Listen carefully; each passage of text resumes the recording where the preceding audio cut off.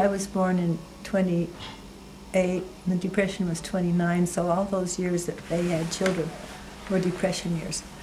It wasn't as hard on them as other people because they had cows and chickens and turkeys and raised their own vegetables as much as they could.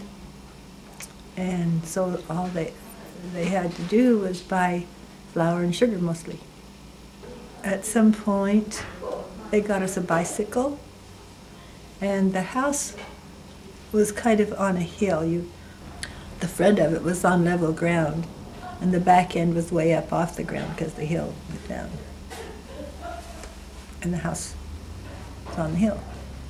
And so when we got the bike, the way we learned to ride the bike was to get on it at the top of the hill and go down. We used to play under the pomegranate trees. Well, you couldn't play under this pomegranate tree. Dad must have trimmed the branches up.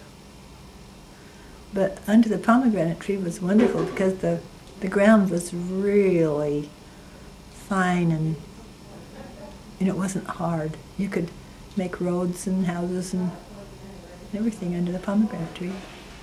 Silty, nice dirt. Oh, when I started to school, it was in a little red schoolhouse that Grandpa had donated the land for. And it was a typical one-room school. Little red schoolhouse with a big pot-bellied stove in one end, a belfry. They rang the bell when it was time to come to school. We had 9 grades and... How many students? 27. 27 students with 1 teacher and 9 grades. 4 teachers. We had no indoor plumbing. Outside the kitchen door, front door, was a pump, a hand pump that you operated by pumping it up and down, and the water ran out of spout. And the toilet was an outhouse where we put the Sears and Roebuck catalog. You had to crumple up the sheets really good before you could use them. In the evenings, the Mexican guys who lived farther up the road in Sanchez, after work, they would walk down the road playing their guitars and singing to go visit their girlfriends, I guess. And it was a sound that is really nostalgic to me. None of us is very vocal in our affections. I'm fine, but I asked first. We got that out of the way, didn't we?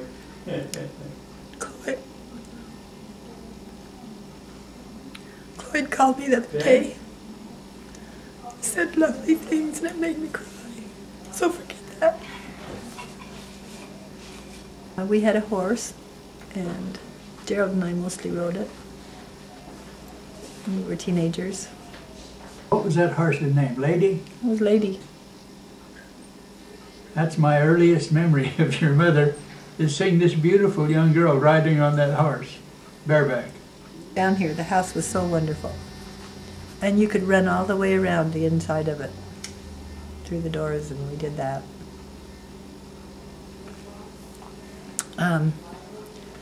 When we were right off the bat, neighborhood kids came and we played kick the can and run sheepy run and all those things that you play outside when you're kids. And we did a lot of that kind of thing. What is Run Sheepy Run? Do you remember what Run Sheepy Run is? I don't remember, but it sure was fun. When we first moved down here, we didn't have a cooler, and so it was still hot. And so, we would put our beds outside. There was a big mulberry tree out in back, and we take our beds out, sleep outside in the summer. That was nice because it was cool enough by the time you went to bed. The flies would wake you up in the morning when it got... Had to pull the sheet up over your head. But all you needed was a sheet. After we moved down here to Thatcher when I was 8, and during the next year or so, I got acquainted with neighborhood kids, and one of them was a girl named Olive Farron who lived a couple of houses down, and we used to play together. And at her house, I ate head cheese, and I liked it. But later, when I was older, I read a recipe for head cheese, and I can't believe I even ate it. But that's not the story. One day, she and I were out in their backyard, and it was way back at the end of the lot, kind of far away from the house, and we climbed up in a tree. And we played up in the tree for an hour or so, and the sun started to go down. It was time for us to go home for supper. So we tried to climb down the tree, and we couldn't do that because it was too far between the limbs. There was no toehold, no way. How did we get up there? I don't know, but we couldn't get down. And we called and called and called, and nobody heard us. So there we were, stuck up in the tree, and it was going to get dark. So I guess we remembered our primary lessons, and we decided we'd say a prayer. So we did. And as we started down the tree, there were cut out toe holds for our feet to get down. Just as plain as could be. So anyway, that was a significant time for me about prayer. From the time I was in the first grade, I had to have a boyfriend. And the one in the first grade was this guy named Roy Brakefield, that had a finger missing, and I was afraid I was going to have to grow up and marry him. The impact of the war was the commodities we couldn't get. We had to have war stamps. What were they called? Yeah, I can't remember how they... You had booklets. To buy a tire. Booklets of stamps to buy sugar and tires and gasoline. Gasoline. And if you used up your stamps, you didn't get any more. So. And when I graduated from high school, Mother made my dress out of a parachute, nylon parachute. It's the first nylon we had. Yeah. Beautiful dress.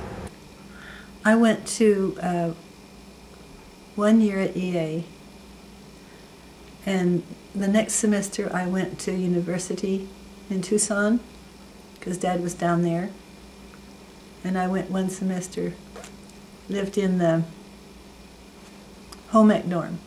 There were 35 of us girls there. I had to take an art anatomy class. That was very fascinating. We had to learn all the bones and muscles of the body. And then I took a life drawing class and another oil class. Took several different ones at different times. And in the life drawing class, we drew nudes. Yep. People that came in and with a robe on and took the robe off, and we drew them. And one day we had a young man to come and pose for us. He was one of the gymnastics people at the university, so he was well-muscled and very beautiful.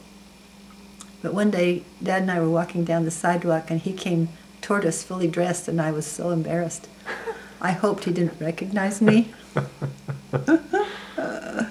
although I recognized him. Well, it was so wonderful, given my obsession about boys, that when I went to college, that all those boys from all over the state who had been at war came to the college. And so the ratio must have been at least 5 boys to 1 girl.